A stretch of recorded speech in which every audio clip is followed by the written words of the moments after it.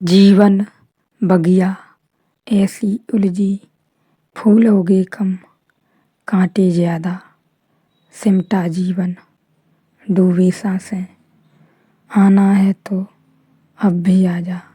यदि आपने अभी तक अंतिम अध्याय न देखा हो तो अंतिम अध्याय देखें, और यदि आप समझ सकें तो इस अध्याय को देखें, और इस अध्याय को यदि आपने बिना सोच विचार के देखा तो ही कुछ समझ सकेंगे।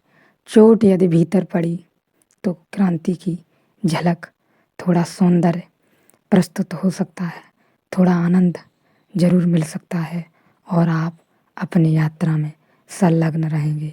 यदि आप ध्यान में हैं तो निरंतर सुबह शाम जैसा भी आपका समय हो, जैसी भी आपने विधि बनाई हो, निपट एकांत में जहाँ आपका मन लगना कठिन हो, निपट एकांत में। मेरे कहने का मतलब यही है, ऐसी जगह जहाँ पक्षियों की आवाज़ आपके कानों में आ सके, जहाँ से गुजर रही हवाओं की आवाज़ भी आपके कान में आ सके, इतना एकांत हो, वहाँ पे बैठें और ध्यान में डूबें और बिना कांटा छाटी करे सुने। सुनने का मात्र यही मतलब है कि क्रांति की झलक आपके भीतर भी प्रस्तुत हो, आप भी आनंदित हों, और इससे विशेष कुछ भी नहीं है। क्या चित्र है, क्या नहीं है, चित्रों स्मृतियों पे ध्यान देने की कोई आवश्यकता नहीं है। मैंने सुना है स्वामी राम तीर्थ एक छोटी सी कहानी कहा करते थे। वे कहते थे, कल्प गंगा के किनारे, स्वर्ग की गंगा के किनारे, ज्ञान और मोह एक सुबह आकर रुके। गंगा ने कहा, भले आए, स्वागत लो, डुबकी मुझ में तुम्हें पवित्र कर दूंगी।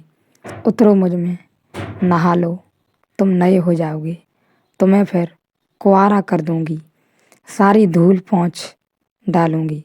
ज्ञान तो अकड़ा खड़ा रहा, क्योंकि ज्ञान ने कहा, तू और मुझे शुद्ध करेगी। उसे तो इस बात पर भरोसा न आया, झुकने की क्षमता वह खो चुका था, समर्पण की कला खो चुका था, शिष्य होना भूल चुका था। किसी दूसरे से कुछ हो सकता है, यह बात ही भूल चुका था। किसी दूसरे से कुछ हो सकता है, यह बात ही भूल चुका था। ज्ञान की अकड़ आ गई थी कि मैं सब स्वयं कर लूँगा। किस गंगा की ज़रूरत है, किस तीर्थ की ज़रूरत है, किस गुरु की ज़रूरत है, किसी की कोई ज़रूरत नहीं है।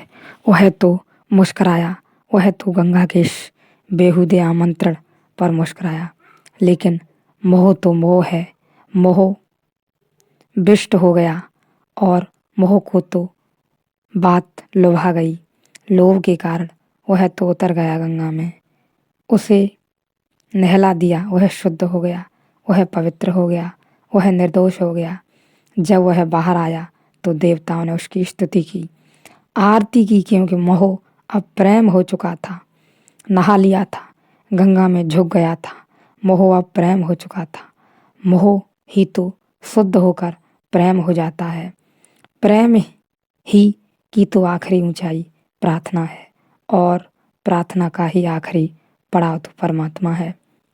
लेकिन ज्ञान तो अपने रास्ते पर जा चुका था, अकड़ा हुआ, अपनी धूल दवास संभाले हुए, खोपड़ी भरी और मजबूत और भारी, और हृदय बिल्कुल सूखा और रिक्त और मरुस्थल। अष्टावक्र सुनकर जनक की बातें इन सूत्रों में पहला सवाल उठाते हैं कि जनक, ऐसा तुझे हुआ है, या बातों में उलझ गया, या मेरी बातों में आ गया। वे जगह जगह से उसे ठोंकते हैं।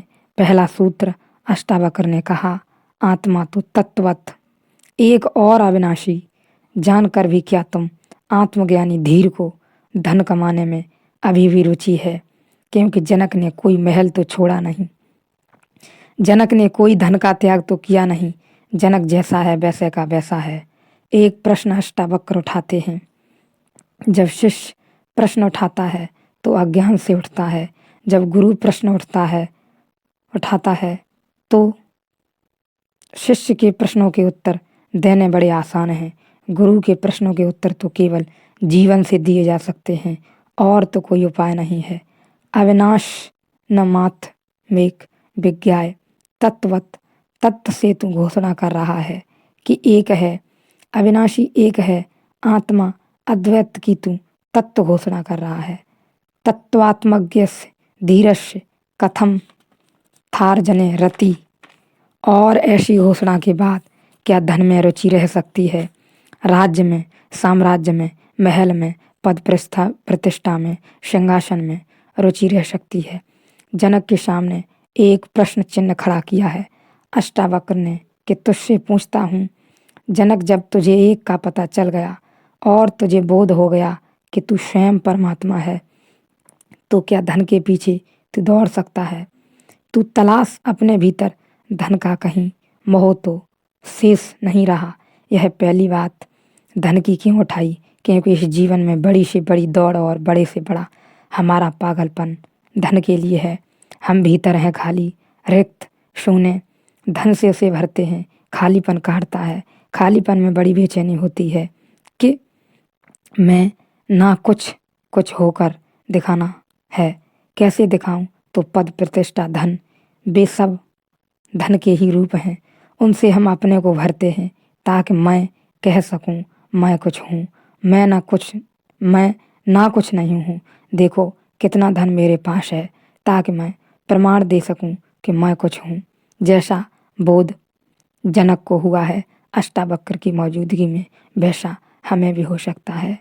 ध्यान यही रहे कि जितना सुन सकते थे सुन लिया समझने का, उसमें से कोई सूत्र पकड़ने की कोशिश न करें, क्योंकि असली सूत्र हमारे अंतरतम में मौजूद हैं। बिना अंतरतम में जाए कोई अनुभव, कोई कुछ, कोई महावीर, कोई बुद्ध, कोई जनक, कोई अष्टावक्र, कोई कृष्ण, कोई राम काम आने वाले नहीं।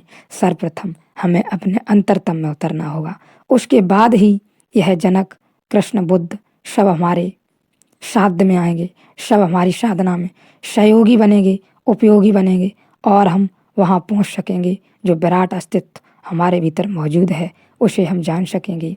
उसे फिर हम आत्मा कहें या परमात्मा कहें, विभिन्न नाम दिए हैं, प्रेम कहें, ज्ञान कहें, कुछ भी कह सकते हैं। विभिन्न नाम ज्ञानियों ने दे रखे हैं। लेकिन यहाँ ख्याल इतना ही रहे, जितना सुन लिया उतना सुन लिया, उसके बाद अच्छा बुरा उसमें बिल्कुल न पड़े।